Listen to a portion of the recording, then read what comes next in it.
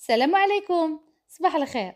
نتمنى نلقاكم هذا الفيديو في احسن الاحوال وتكونوا كتمتعوا بصحه جيده. ايام مباركه للجميع، وكنتمنى هذا الشهر الفضيل يدخل عليكم بالصحه وبالسلامه وبما كتمناو يا ربي.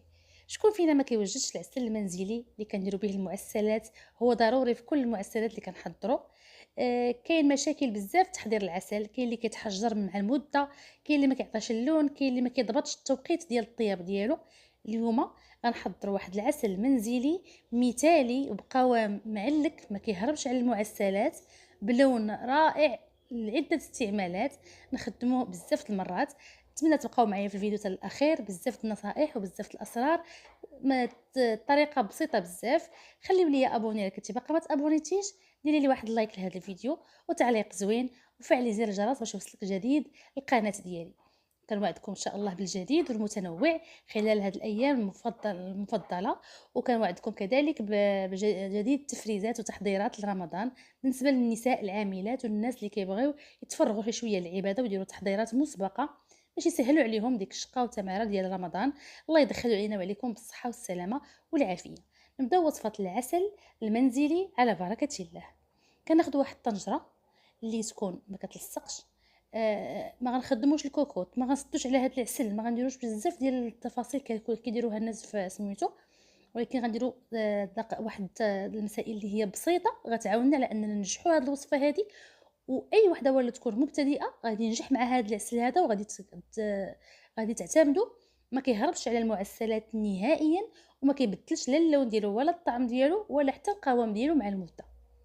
هنا عندي بالنسبه لجوج قوالب ديال السكر. النصيحه الاولى اللي كنصح الناس اللي بغاو يحضروا العسل المنزلي ويخدموا السكر ديال القالب، احسن من سنيده ولا احسن من السكر حبيبات 100 مره.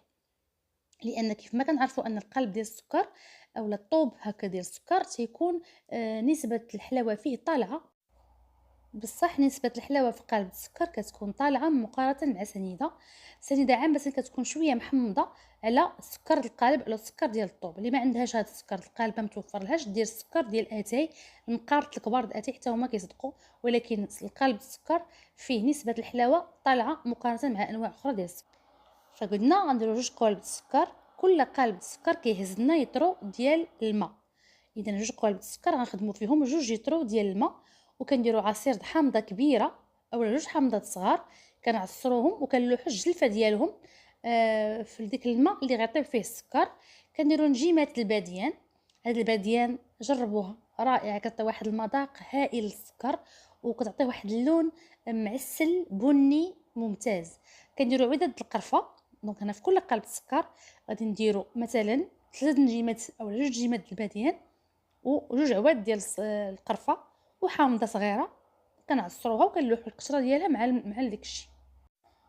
تبعوا معايا المراحل حتى الاخير، كنوعدكم بواحد العسل منزلي ناجح 100%.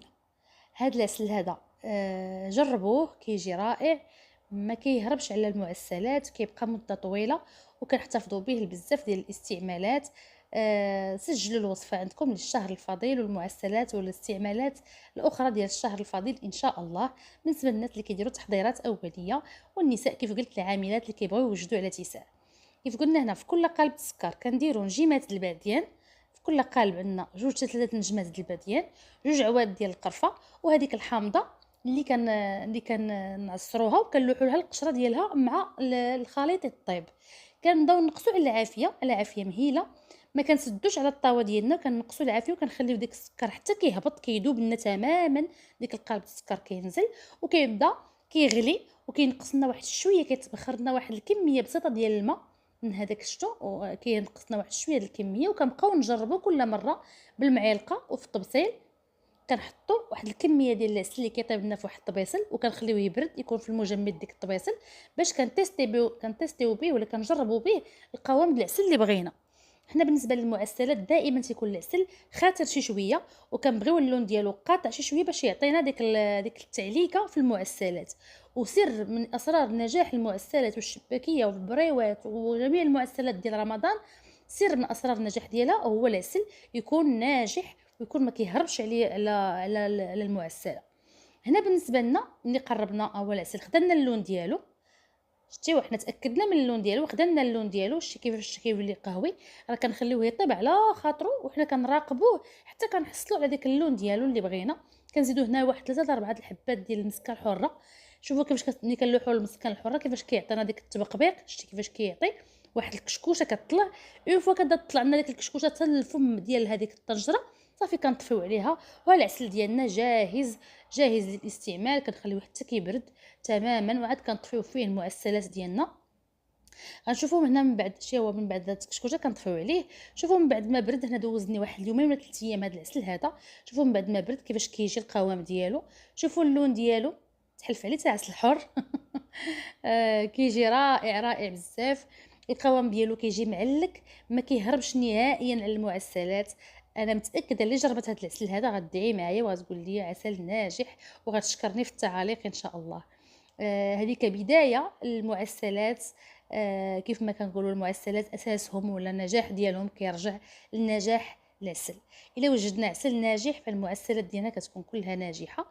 ونتلاقاو ان شاء الله في فيديوهات جايه في عديد من المعسلات، اشكال والوان تركيبات، اللي باللوز واللي بالكركاع واللي بالبيستاش، جميع انواع المعسلات اللي ممكن نحضروا غتلقاوها ان شاء الله عندي عما قريب فيديوهات فرديه في القناه ديالي.